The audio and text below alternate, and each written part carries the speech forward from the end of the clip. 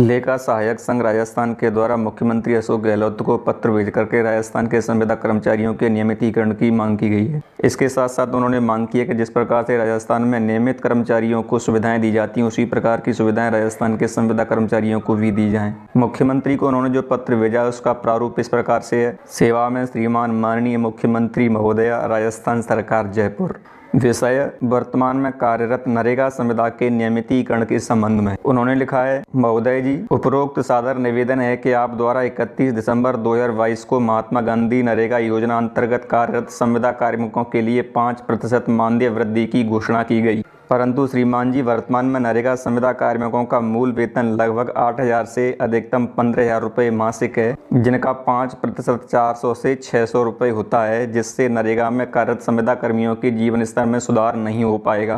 राजस्थान सरकार के द्वारा 31 दिसंबर 2022 को घोषणा की गई थी कि नरेगा में जो संविदा पर कार्यरत कर्मचारी, उनको 5% वेतन वृद्धि की जाएगी। उन्हें पहले से जो वेतन मिल रहा है उसमें 5% का इंक्रीमेंट हो जाएगा। इस प्रकार से सभी कर्मचारियों का लगभग 400 से 600 रुपये के बीच में वृद्धि हो रही है। इसके पश्चात राजस्थान के मुख्यमंत्री अशोक गहलोत के द्वारा एक पोस्ट की गई, जिसमें उन्होंने कहा था कि इससे संविदा कर्मचारियों की आय बढ़ेगी और उनका जीवन स्तर भी बेहतर होगा। उसी के संबंध में संगठन के द्वारा कहा गया है कि संविदा कर्मचारियों का 400 से 600 रुपये में किसी भी प्रकार से जीवन स्तर में सुधार नहीं हो पाएगा, क्योंकि 400 से 600 रुपये की वृद्धि किसी भी संविदा कर्मचारियों के लिए नियमितीकरण से ज़्यादा महत्वपूर्ण नहीं है। उनकी महत्वपूर्ण मांग है कि संविदा पर कार्यरत सभी कर्मचारियों का नियमितीकरण किया जाए। उन्होंने आगे लिखा है कि श्रीमान जी, आपने बजट घोषणा पत्र में संविदा कार्मिकों को नियमितीकरण का वादा किया था, जिसे संज्ञान में लेते हुए वर्तमान में कार्यरत नरेगा संविदा कार्मिकों को संविदा सेवा नियम 2022 के तहत अडॉप्ट करके पूर्व अनुभव की गणना के आधार पर संविदा सेवा नियम बिंदु संख्या 20 के अनुसार स्क्रीनिंग करके नियमित व समायोजित करवाने का श्रम करवाएं। उन्होंने मुख्यमंत्री से मांग की है कि आपने बजट में घोषणा की थी कि संविदा कर्मचारियों का नियमितीकरण किया जाएगा,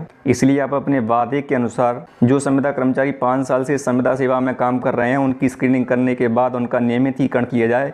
इसके साथ साथ उन्होंने राजस्थान के मुख्यमंत्री से नियमित कर्मचारियों की तरह संविदा कर्मचारियों के लिए भी सुविधा देने का आग्रह किया है और उन्होंने इस प्रकार से मांग की है। पहली मांग है, संविदा कार्मिकों को महंगाई भत्ता नहीं दिया जाता है। नियमित कर्मचारी को महंगाई भत्ता दिया जाता है। सरकार को क्या करना चाहिए? क्या संविदा कार्मिकों के महंगाई नहीं बढ़ती जो इनकी महंगाई भत्ता नहीं दिया जा रहा है? श्रीमान से निवेदन है कि संविदा कार्मिकों को भी नियमित कर्मचारी के बराबर महंगाई भत्ता दिया जाए। सरकार के द्वारा हर 6 माह के बाद नियमित कर्मचारियों के लिए महंगाई भत्ता में वृद्धि की जाती है। महंगाई भत्ता कितना बढ़ेगा, इस बात को केंद्र सरकार तय करती है और केंद्र सरकार द्वारा वृद्धि के पश्चात राज्य सरकार के द्वारा भी नियमित कर्मचारियों के लिए महंगाई भत्ते में वृद्धि की जाती है, जिससे कर्मचारियों को महंगाई का बोझ न पड़े।